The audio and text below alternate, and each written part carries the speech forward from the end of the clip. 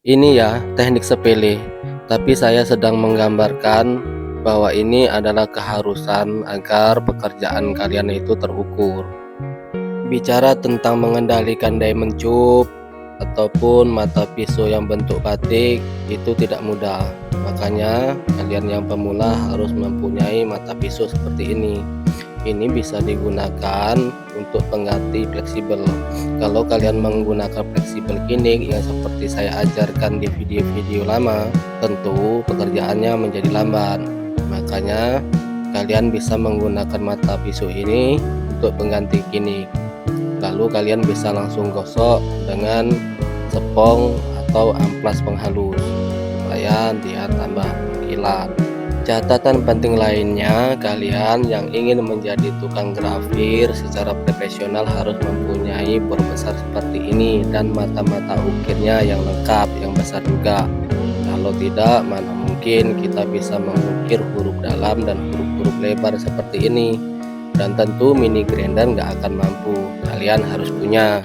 Selanjutnya pada bagian ini saya harap jangan dulu beranjak, karena saya sering mengecek retensi video saya.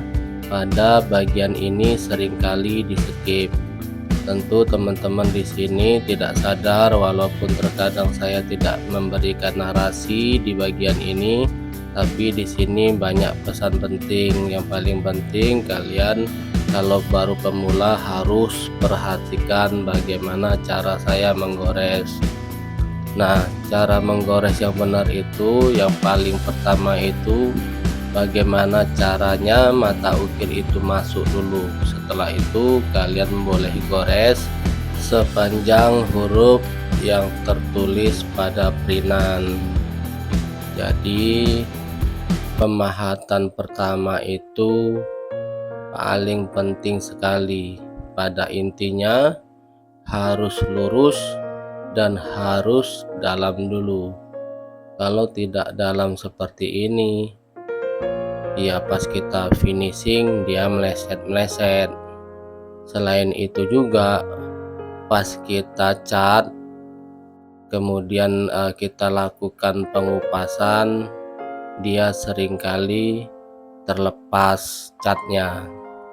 Jadi pentingnya belajar teliti itu harus dimulai dari sekarang, dari waktu kita belajar.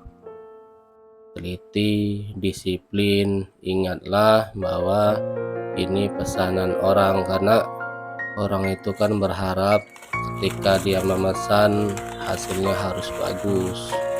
Kalau nggak bagus, untuk apa dia rela mengeluarkan uang, ya kan? Untuk pemahatan sih ini mudah ya. Kalau aku pribadi paling nggak nyampe 20 menit lah untuk pemahatan ini. Tapi yang agak lama itu pas kita finishing. Nah, pas finishing itulah yang paling menentukan ya pekerjaan kita itu rapi atau tidak. Di sini diperlukan benar-benar kesabaran. Tapi kalau kalian udah ahli, ya nggak ada masalah lagi. Walaupun finishing juga, kalau aku dulunya bisa 1 hari, kemudian turun lagi, paling sekarang nggak sampai 1 jam udah selesai.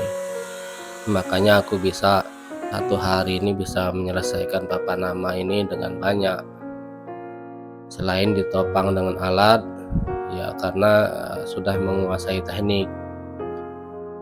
Nah, untuk menguasai teknik ini bukan tangan kita aja. Kalau tangan itu 1, 2, 3 hari udah terbentuk.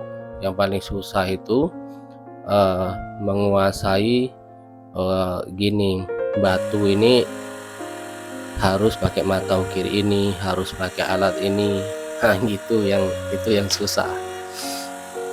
Jadi aku nggak bohong, memang kayak gitu. Ketika kita mau ngerjain kok ini nggak bisa pakai mata ukir yang ini, coba pakai mata ukir yang ini, ternyata bisa. Makanya mata ukirnya ya harus lengkap. Dikit-dikit aja beli, nggak usah banyak-banyak tapi lengkap, yang kecil 2, sedang 2 gitu, agak besar 2, terus yang halus, yang sedang, yang tipe kasar. Terus alat-alat seperti ini, seperti yang aku ceritakan di awal tadi, saya sangat terbantu oleh alat ini. Kalau dulu-dulu saya pakai diamond tube atau pakai mata pisau yang batik, tapi terkadang ya nambah gompel-gompel, tidak sesuai yang kita inginkan. Ketika kita sudah mempunyai mata pisau bapel yang seperti ini, udah enak karena dia udah halus loh, lebih halus dari fleksibel, dan pengerjaannya ini juga lebih cepat. Alatnya juga tidak boros, ini juga bisa untuk memotong, kalau untuk motong juga tajam, hasilnya juga halus.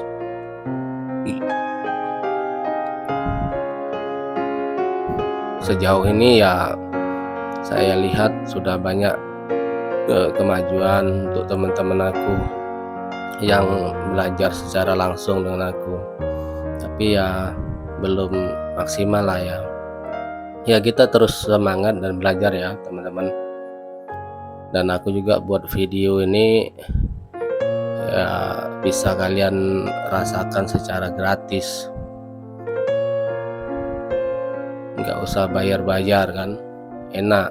Tinggal kalau ada yang lupa, komentar aja, tonton aja videonya. Siapa tahu walaupun saat ini kalian tidak membutuhkan, suatu saat kalian butuh. Makanya aku terus bikin video walaupun untuk saat ini video-video kayak kerajinan kita ini lagi sepi, karena kan belum banyak yang mencari topik yang seperti ini. Biasanya kalau rame itu kalau mau bulan ruah, bulan puasa, lebaran itu mulai orang cari tentang nama seperti ini, karena selain dia ingin belajar mengukir, dia juga ingin beli kan. Oh kayak mana yang bagus itu, kayak mana orang-orang yang mau beli kan pasti cari-cari tuh di YouTube. Makanya kita sabar saja. Aku walaupun video aku sekarang sepi ya aku terus jalan, karena udah terlanjur kejebur juga kan di dunia YouTube ini. Dan kalau aku nggak posting lagi ya kasihan teman-teman yang belum tahu konten aku, karena kalau kita tidak ada pembaruan, notif untuk orang-orang yang baru itu susah. Kalau kalian udah pernah nonton kan nggak mungkin nonton 2 kali, akhirnya videonya itu stuck, nggak direkomendasikan lagi. Tapi kalau ada video baru, kemungkinan sama pihak YouTube-nya direkomendasikan lagi, sehingga orang yang belum pernah nonton bisa melihat beranda kita ataupun langsung dari channel YouTube kita. Oke, segitu saja kemungkinan kita cerita-cerita di sini karena waktunya ini juga panjang. Jadi kurang dan lebihnya saya minta maaf. Inilah hasilnya.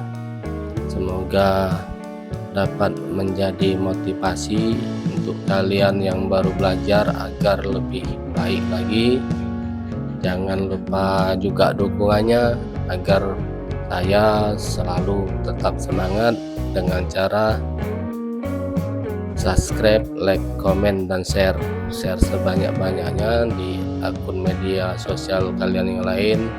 Siapa tahu ini juga bermanfaat bagi orang lain.